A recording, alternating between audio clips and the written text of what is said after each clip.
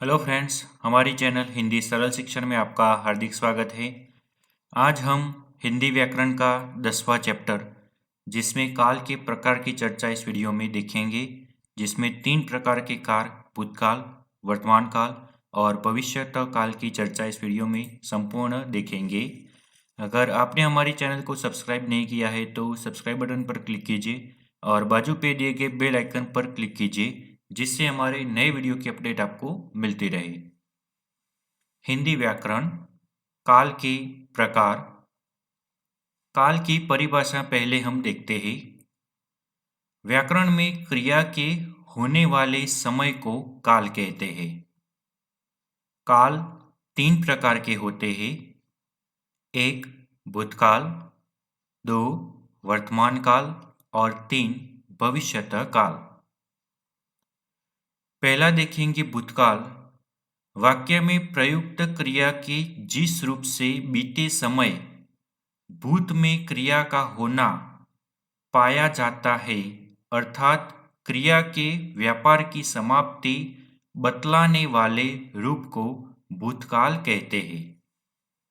भूतकाल के 6 उपभेद किए जाते हैं, जैसे 1 सामान्य भूत, 2 आसन्न भूत, 3 पूर्ण भूत, 4 अपूर्ण भूत, 5 संदिग्ध भूत और हेतु मत भूत। भूतकाल के प्रकार। पहला सामान्य भूत। जब क्रिया के व्यापार की समाप्ति सामान्य रूप से बीते हुए समय में होती है, किंतु इससे यह बोध नहीं होता कि क्रिया समाप्त हुए थोड़ी देर हुई है या अधिगत, वह सामान्य भूत होता है। जैसे कुसुम घर गई, अविनाश ने गाना गाया, अकबर ने पुस्तक पढ़ी। आसन्न भूत क्रिया के जिस रूप से यह प्रकट होता है कि क्रिया का व्यापार अभी अभी कुछ समय पूर्व ही समाप्त हुआ है, वह आसन्न भूत होता है। अतः सामान्य भूत के क्रिया रूप के साथ है के योग से आसन्न भूत का रूप बन जाता है। जैसे कुसुम घर गई है, अविनाश ने गाना गाया है।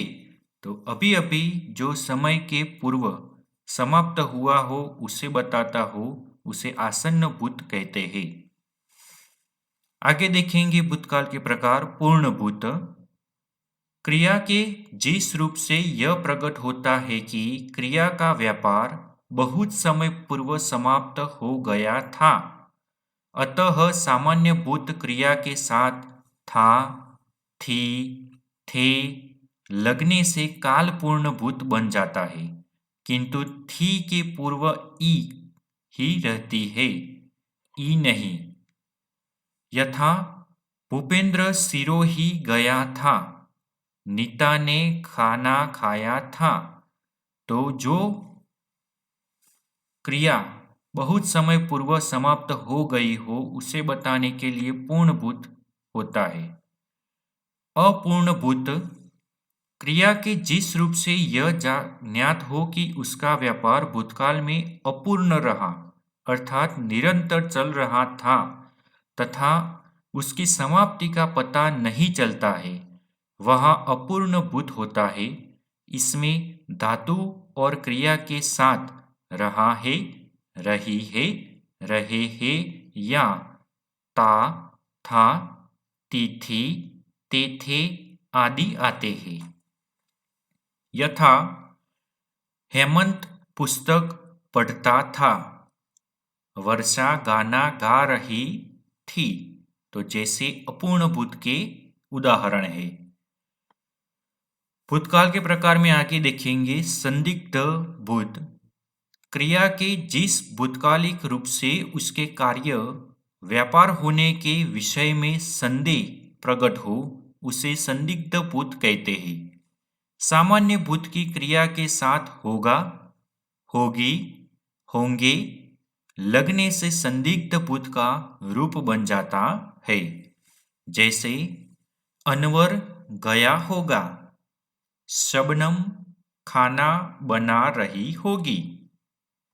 हेतु मदभूत हेतुकालिक क्रिया का वह रूप जिससे भूतकाल में होने वाली क्रिया का होना किसी दूसरी क्रिया के होने पर अवलंबित हो, वह हेतु मद भूत होता है। इस प्रकार इस रूप में दो क्रियाओं का होना आवश्यक है तथा क्रिया के साथ ता, ती, ते, ती लगता है। जैसे यदि महेंद्र पढ़ता तो उत्तीर्ण होता, युद्ध होता तो गोलियां चलती। वर्तमान काल देखेंगे। दूसरा काल, क्रिया के जिस रूप से वर्तमान समय में क्रिया का होना पाया जाए उसे वर्तमान काल कहते हैं। वर्तमान काल के 5 भेद माने जाते हैं, जैसे सामान्य वर्तमान, अपूर्ण वर्तमान, संदिग्ध वर्तमान, आज्ञार्थ वर्तमान और संभाव्य वर्तमान। वर्तमान काल के प्रकार एक एक करके देखेंगे, जिसमें पहला है सामान्य वर्तमान। जब क्रिया के व्यापार के सामान्य रूप से वर्तमान समय में होना प्रकट हो, वह सामान्य वर्तमान काल होता है। इसमें धातु और क्रिया के साथ ता है, ती है, ते हैं आदि आते हैं। जैसे अंकित पुस्तक पढ़ता है, गरिमा गाना गाती है। अपूर्ण वर्तमान, जब क्रिया के व्यापार के अपूर्ण होने अर्थात क्रिया के चलते रहने का बोध होता है, वह अपूर्ण वर्तमान काल होता है। इसमें धातु और क्रिया के साथ रहा है, रही है, रहे हैं आदि आते हैं। जैसे प्रशांत खेल रहा है, सरोज गीत गा रही है। तीसरा देखेंगे संदिग्ध वर्तमान। जब क्रिया के वर्तमान काल में होने पर संदेह हो, वह संदिग्ध वर्तमान काल होता है। इसमें क्रिया के साथ ता, ती, ते के साथ होगा, होगी, होंगे का भी प्रयोग होता है। जैसे अभय खेत में काम करता होगा, राम पत्र लिखता होगा। संभाव्य वर्तमान, जिस क्रिया से वर्तमान काल की अपूर्ण क्रिया की संभावना या आशंका व्यक्त हो, वह संभाव्य वर्तमान काल होता है। जैसे शायद आज पिताजी आते हो, मुझे डर है कि कहीं कोई हमारी बात सुनता न हो। पांचवा देखेंगे वर्तमान काल का प्रकार, आज्ञार्थ वर्तमान काल। क्रिया के व्यापार के वर्तमान समय में ही चलाने की आज्ञा का बोध कराने वाला रूप आज्ञार्थ वर्तमान काल कहलाता है। जैसे राधा तू नाच, आप भी पढ़िए। तीसरा काल देखेंगे भविष्यतः काल। क्रिया के जिस रूप से आने वाले समय में भविष्य में होना पाया जाता है, उसे भविष्यतः काल कहते हैं। भविष्यतः काल के 3 भेद किए जाते हैं। एक है सामान्यतः भविष्यतः, संभाव्य भविष्यतः, आज्ञार्थ भविष्यतः। भविष्यतः काल के प्रकार पहला देखेंगे सामान्य भविष्यतः। क्रिया के जिस रूप से उसके भविष्य में सामान्य रूप में होने का बोध हो, उसे सामान्य भविष्यतः काल कहते हैं। इसमें क्रिया और धातु के अंत में एगा, एगी, एंगे आदि लगते हैं। यथा लीला नृत्य प्रतियोगिता में भाग लेगी। संभाव्य भविष्यतः क्रिया के जिस रूप से उसके भविष्य में होने वाली संभावना का पता चले वह संभाव्य भविष्यत काल होता है। इसमें क्रिया के साथ ए, ऐ, ओ, ऊ का प्रयोग होता है। यथा कदाचित आज भूपेंद्र आए, वे शायद जयपुर जाए। तीसरा देखेंगे आज्ञार्थ भविष्यत।